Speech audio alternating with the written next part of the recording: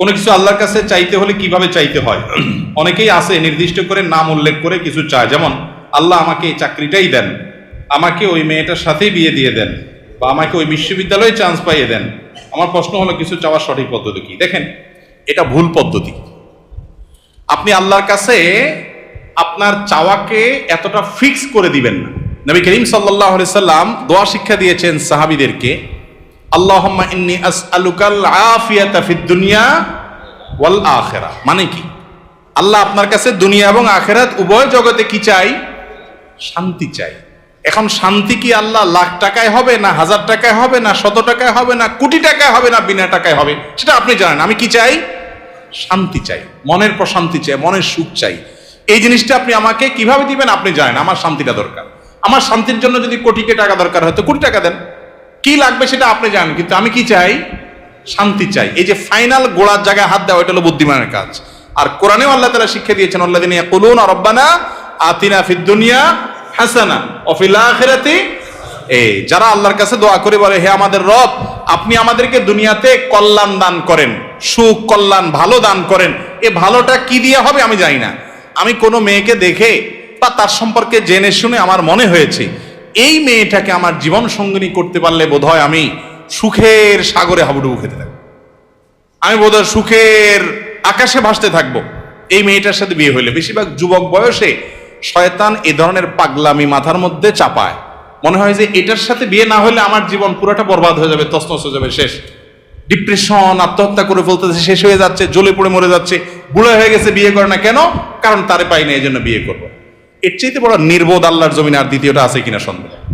যে তোমার ছাড়া আরেক জায়গায় বিয়ে বসে গেছে, আলহামদুলিল্লাহ, বুঝতে হবে যে তুমি অজাগায় গেছো, এখন তুমি জাগায় যাওয়ার চেষ্টা করো। এটা হলো বুদ্ধিমানের কাজ, ঠিক না? ঠিক।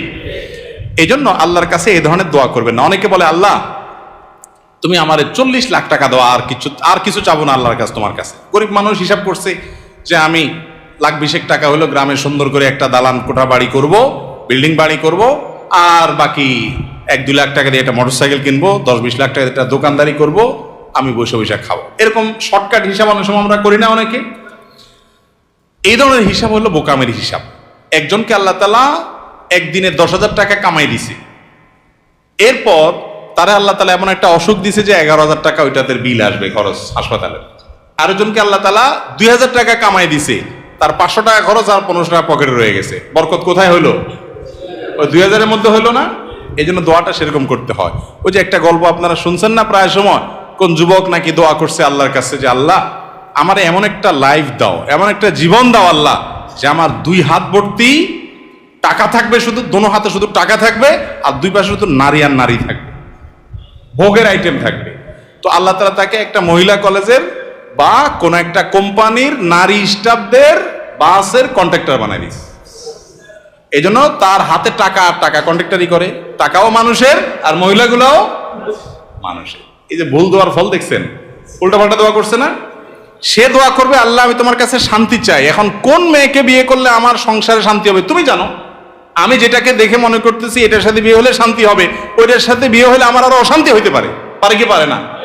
কত তথাকথিত এই যে অবৈধ প্রেমের বিবাহ, কি মহব্বতের সাগর ঢেউ খেলতে থাকে না, এরপরে 2 মাস 4 মাস যাইতে না যাইতে শুরু হয় গৃহযুদ্ধ, বিশ্বযুদ্ধ, ঠিক না? ঠিক। এই জন্য আল্লাহর কাছে কোনো কিছু ফিক্স করে দোয়া করা এটা দোয়ার আদব না। দোয়ার আদব হলো কি? আল্লাহ আপনার কাছে আমি শান্তি চাই, আল্লাহুম্মা ইন্নী আসআলুকাল আফিয়া, আল্লাহ আপনার কাছে আমি শান্তি চাই। শান্তি যেখানে আছে আপনি সেখানে দিবেন। বরকত চাইতে হয়, বরকত। আল্লাহ আপনার কাছে আমি কি চাই? বরকত চাই। আল্লাহ আপনি যে আমাকে রিজিক দিয়েছেন এর মধ্যে আপনি কি দেন? বরকত দান করেন। আল্লাহ যদি বরকত দেন, কল্যাণ দেন, তাহলে অল্পতে কি হবে? এই যে একটু আগে আপনার আলোচনায় শুনলেন, আমাদের কাছে এখন পয়সা কড়ি অনেক বেশি, কিন্তু শান্তি অনেক। আমাদের আগের জেনারেশনের কাছে পয়সা কড়ি অনেক কম ছিল, শান্তি অনেক বেশি ছিল। তাহলে আমাদের দরকার হলো শান্তি এবং সুখ। বিধায় এরকম ফিক্স করে দোয়া করে, এটা দোয়ার আদবের খেলাফ।